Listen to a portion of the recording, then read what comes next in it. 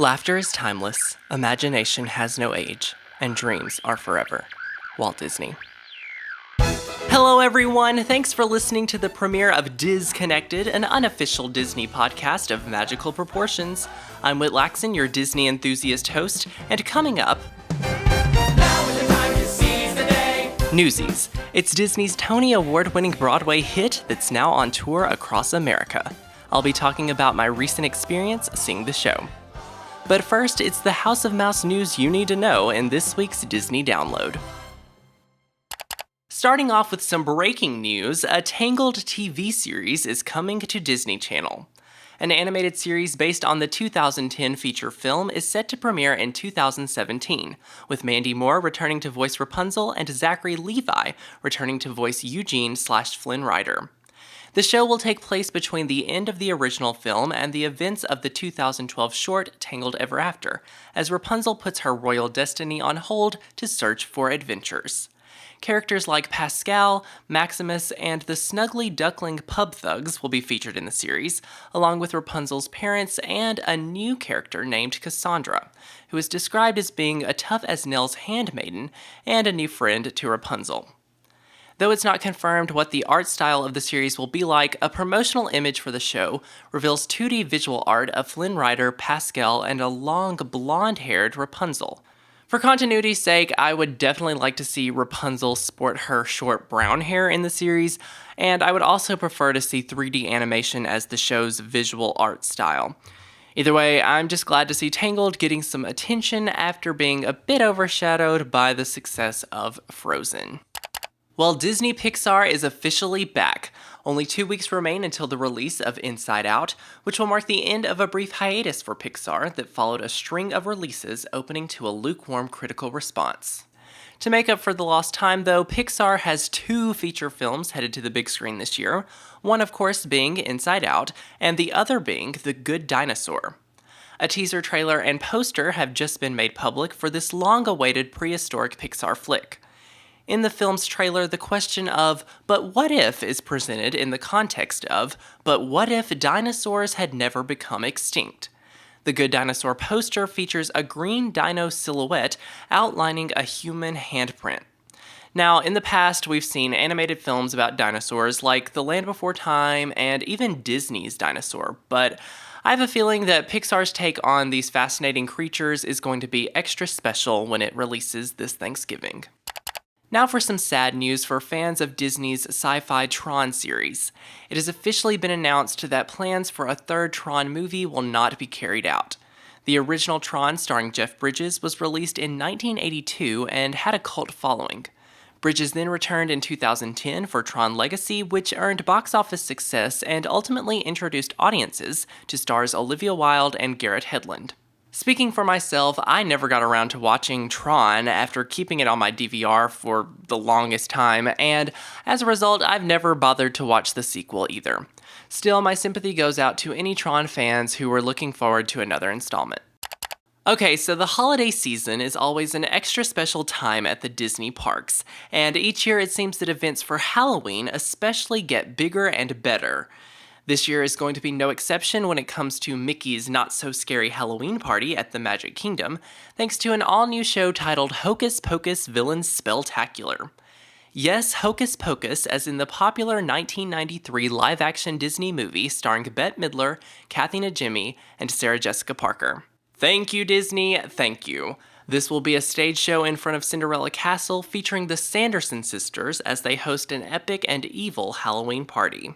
Normally, during Halloween festivities at the parks, Disney villains and characters from The Nightmare Before Christmas are always front and center, but come on, Hocus Pocus, and that's where it's at in regards to Disney and Halloween, so in my book, this is perfect. And hey, how about you? Comment what you think about all the news in this week's Disney Download. And with that being said, download complete. Well, it was an on-screen flop that became an on-stage smash. The Disney theatrical production of NEWSIES spent 2 years on Broadway before hitting the road for a national tour this past fall. I saw the show last week at the Tennessee Performing Arts Center in Nashville, and coming from a musical theater background, I had been interested in seeing this production for a long time.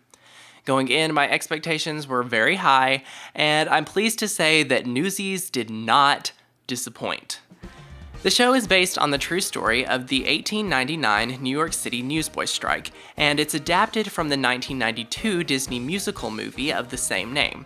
Infamously, the film starring Christian Bale was an epic box office fail, but the Kenny Ortega-directed feature later became a big hit for a certain generation as a VHS home video release. Until I heard the buzz about the Broadway show, I had never seen nor really heard of the film version of Newsies, and despite its critical knocks, I personally don't think the movie's that bad. However, I do have to say that the Newsies onstage musical is much better. In fact, it's phenomenal. The story of the newsboy strike and the message of standing up for what you believe in is powerful, relevant, and inspiring. Shout out to the show's book writer Harvey Fierstein. The staging of Newsies is unique and innovative. Shout out to the show's director, Jeff Calhoun. The Tony Award-winning choreography is mind-blowing. Shout out to choreographer Christopher Gattelli. The Tony Award-winning music is as catchy as only Alan Menken could have composed it to be. So shout out to Alan Menken and lyricist Jack Feldman.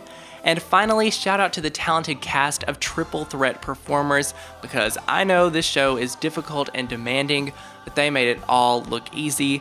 Seriously, I wish I could have gone back to see the show again the very next day and then the day after that. I would have wanted to sit closer to the stage, but anyway, I have not stopped singing the songs from this show. One minute I'm carrying the banner, the next minute I'm seizing the day, and at some point I become the king of New York. So it's official, I'm a fan of Newsies, aka a fansy, but this was kind of already official because I've been obsessed with this show for quite a while.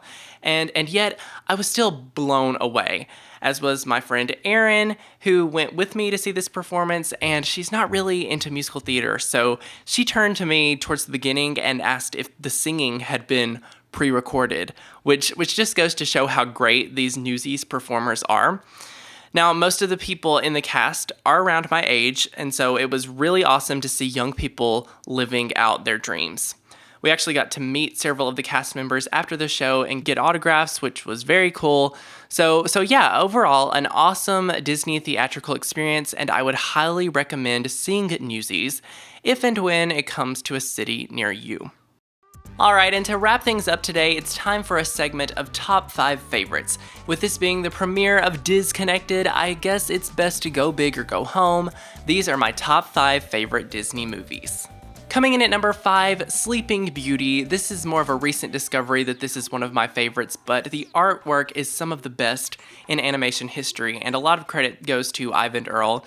At number 4, The Lion King. This movie is epic, I love it, and I'm so excited to be staying again at the Lion King area of the Art of Animation Resort in Walt Disney World next week when I visit. At number 3, The Little Mermaid. This was my first Disney obsession.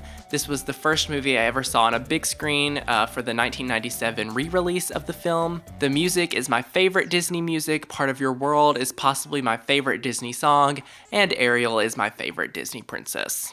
Coming in at number 2, the 1998 version of The Parent Trap. I love the original version starring Hayley Mills, but the 1998 remake has always been a personal favorite of mine, but also I have older sisters who are twins, so I think that might have had something to do with it, I don't know. And my number 1 all-time favorite Disney movie, Mulan. Like The Parent Trap, Mulan was released in 1998 around the time that I was just really starting to love movies, and so the awesomeness that is Mulan has just always been my favorite. Well, thanks so much for listening to this week's premiere of Disconnected. I've had an interest in Disney podcasting as of late, so I thought I would give it a try. Gotta give a shout out to my favorite Disney podcast though, Disney Coast to Coast, that's Disney with a Z.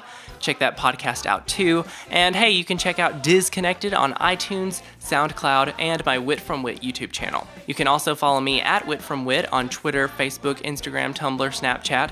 That's Wit, W-I-T, as in haha funny, from F-R-O-M, Wit, W-H-I-T-T, as in me. Until next time, have a magical day, and I'll see you real soon, folks.